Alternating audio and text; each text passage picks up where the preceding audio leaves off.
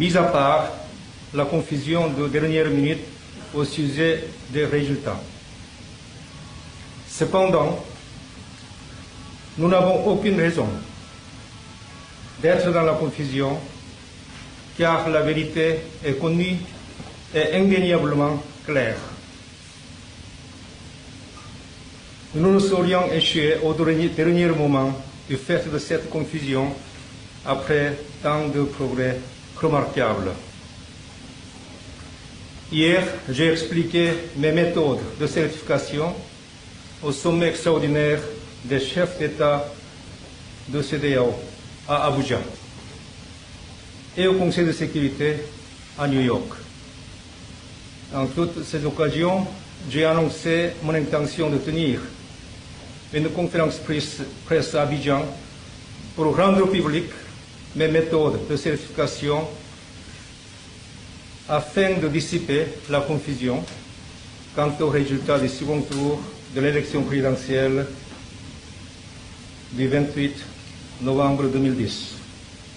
Avant d'aller plus loin, permettez-moi de vous dire quelques mots sur mon impartialité vis-à-vis des partis politiques en présence en Côte d'Ivoire.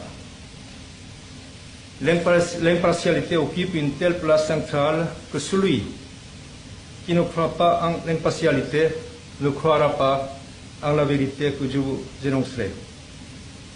Tout comme la démocratie, l'impartialité ne va pas de soi.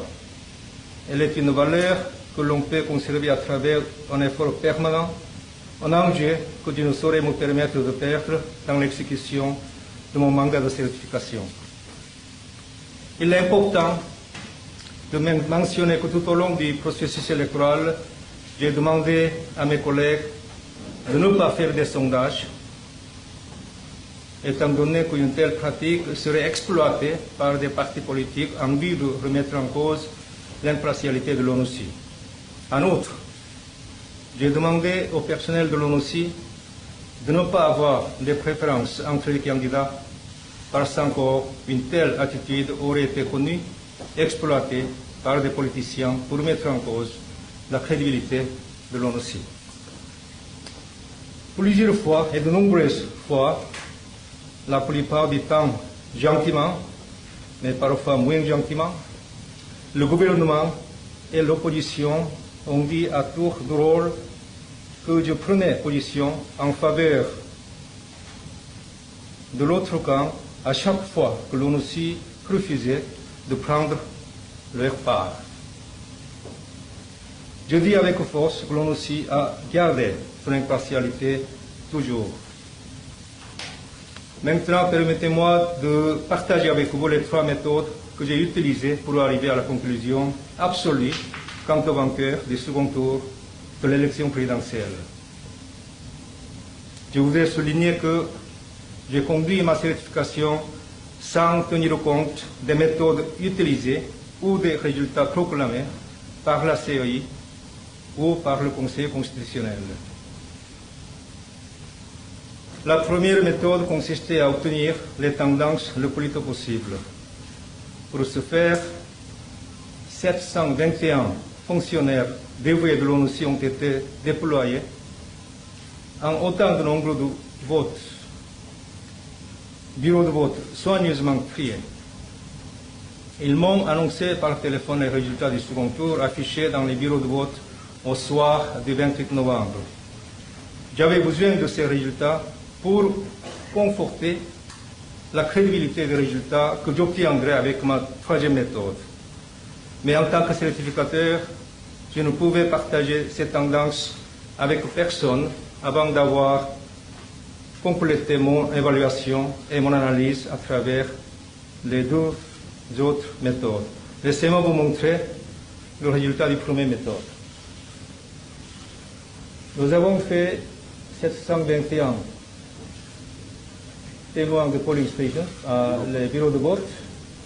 On n'a pas terminé puisqu'il y avait des bureaux de vote qui n'étaient pas tout à fait fonctionnés pendant la nuit du 28 novembre. Pourtant, voici le résultat. Monsieur Ouattara est en tête avec à peu près 11% à l'égard de M. Gbagbo. Merci. La deuxième méthode était de recueillir les résultats des votes à partir de 19 commissions électorales locales, régionales. Ensuite, une semaine avant le scrutin, 19 membres du personnel de l'ONUCI avaient été choisis à ces tâches et déployés sur le terrain. Chacun d'entre eux m'a fait parvenir sa moisson le 30 novembre. L'agrégation de tous les résultats a confirmé les tendances obtenues 2 jours plus tôt. C'est-à-dire qu'à ce moment, on savait presque avec certitude qui avait emporté et qui avait perdu. Pourtant, en tant que certificateur, il m'a fallu absolument être sûr et certain des résultats.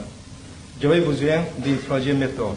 Avant d'y aller, laissez-moi montrer le résultat de la deuxième méthode. Sur cette base, je suis absolument certain d'avoir trouvé la vérité concernant la volonté du peuple ivoirien telle qu'exprimée le 28 novembre. La volonté du peuple, c'est qu'il a choisi une personne et non deux comme vainqueur de l'élection présidentielle. Le peuple ivoirien a choisi le candidat Alassane Ouattara avec un écart incontestable sur le candidat Laurent Gbagbo comme le vainqueur de l'élection présidentielle. En tenant de tels propos, je ne fais pas de l'ingérence dans les affaires ivoiriennes. Comme certificateur des élections ivoiriennes, je ne fais que le travail qui a été accepté par l'autorité ivoirienne. En termes de certification des élections par les Nations Unies, la Côte d'Ivoire est le premier cas en Afrique. Les Nations Unies n'ont pas sollicité une telle responsabilité. Les dirigeants ivoiriens ont demandé aux Nations Unies de jouer ce rôle suite à l'accord de Pretoria de 2005. Il s'agit là d'une responsabilité solennelle des Nations Unies envers le peuple ivoirien qui a droit à la paix, à la stabilité, à la prospérité et du respect de sa volonté. Au vu du chemin parcouru par la Côte d'Ivoire, ignorer la volonté du peuple ivoirien à ce niveau serait le décevoir et perdre des énormes ressources investies au cours de 8 dernières années par la communauté internationale ainsi que par le peuple ivoirien. Merci.